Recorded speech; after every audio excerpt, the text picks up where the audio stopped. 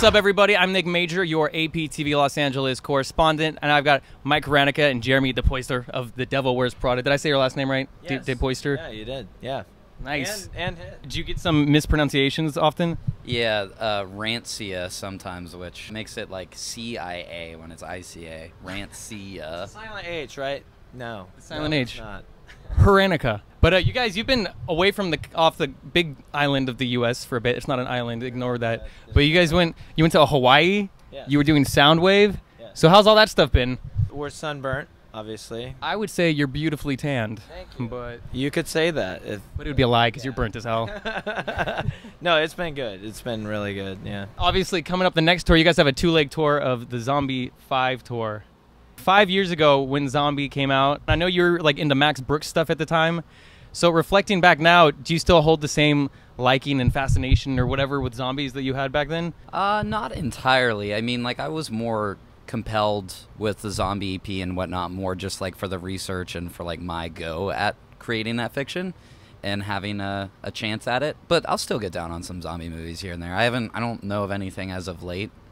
I don't keep up very well, which I know probably seems entirely hypocritical of making a zombie EP and celebrating it 5 years later by touring on it and playing it front to back. But It's okay. I don't think there's been that many good zombie movies anyway lately. But have you? Video games, there's a lot coming out. Oh man, there was this new like parkour zombie one that came out for Dying Light. Dying Light, H1Z1 is. Oh, that's the huge open world PC one. I want to play that. I'm a PC guy, so that's what I get down on. Why did you guys decide after 5 years? Was it just because it marked a pretty monumental time that this EP came out 5 years ago? So let's go and tour it. we actually played the Zombie EP front to back in Kansas City. I don't think it was on Halloween. It was around Halloween for like this big zombie pub walk they do. And we did it saying we'd play the EP front to back, and then we had talked about it over the summer as well, being like, we should do this. I mean, like, I love when bands play records front to back. I remember seeing Thursday do Full Collapse with Under Oath a number of years ago and whatnot, and I love that, but we don't really like any of our records or whatever want to play one of our records. I from disagree what's so strongly with that. through Dear Love, we would not want to play those front to back, but we're totally cool to do Zombies, so it just felt like the right time. And still, like, certain signings and speaking with fans and listeners, everyone always mentions Zombie, and people still get really pumped for Zombie songs. And you guys didn't just come out with the CD. You came out with like a comic book, which was crazy. I'm guessing that won't be available on the tour now because I know it was limited time. I don't think so. We talked about doing more vinyls, but I don't think it came through. I don't know. Maybe we should do another comic book. That'd be rad. Yeah.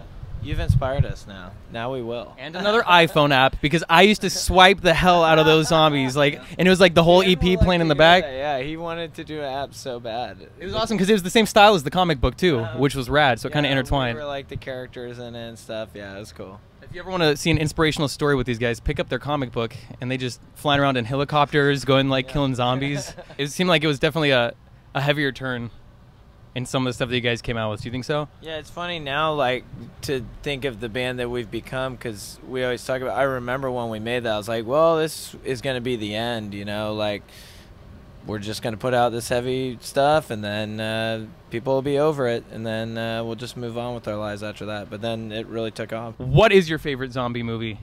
I know it's not classic, but Zombieland was why I wanted to make the EP, and I still love that movie. We were in Scotland.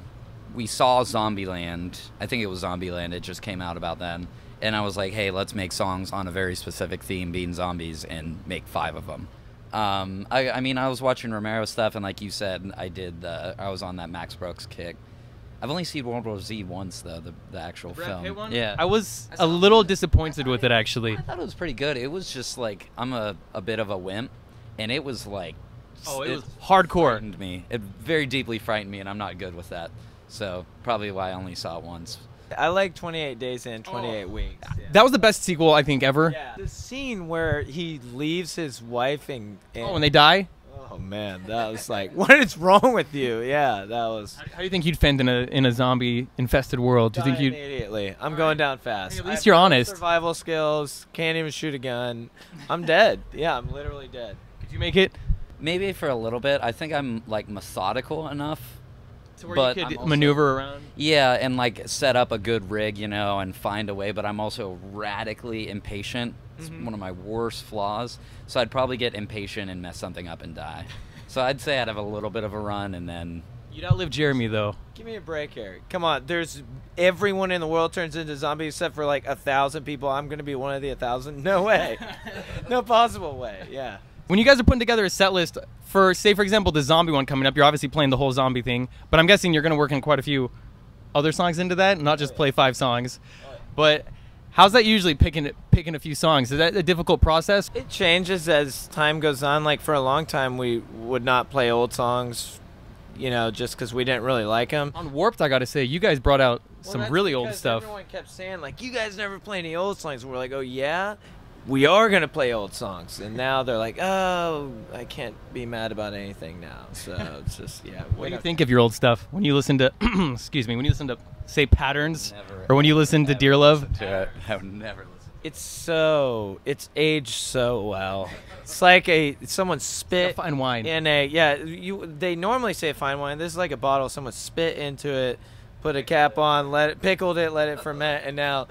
Oh man, okay, go on. Got a kick to it. So you guys last month you put out not last month, in December, I can't believe how fast time goes by, but you put out a video for War. And you were playing guitar in that video. And also on Warped Tour a few times this summer I saw you grab the guitar and play it. So it kind of took me off guard, but so you're a guitarist. I've been playing for longer than I've been in this band and trying to get better slowly, but I love guitar. Love guitar. So whenever I have a chance to play a guitar, and he wrote like a third lead at the beginning of that song, so with that I was like, okay, I'll play the third lead and the rest of the song. So I love any chance I have to play guitar, I will pick it up. Yeah. Such as Kansas, which was where I started playing live, instrumental song, plenty of guitar parts to play, so I very much enjoy it. I saw a video posted today from Rise Records. You guys, of course, you released Dear Love on Rise. You released Plagues. Oh. Nothing to do with I that. never even heard of it. Okay, interesting. And it was interesting because at the end of the video, which was titled TDWP, there was I believe the Death Throne logo is what popped up at the end of it. Okay, with 3. Okay. So, but I'm guessing you know nothing of this though. I'm remembering certain things. Yeah, it's a blur. So is that pretty much it though? You got the zombie tour coming up. After that, you're Yeah, 2 zombie tour. Then that's not pretty much it. There's a a lot planned, but it I- sounds I like heard you might about not be aware of all of I what's. heard about this video that came out, and maybe that will answer.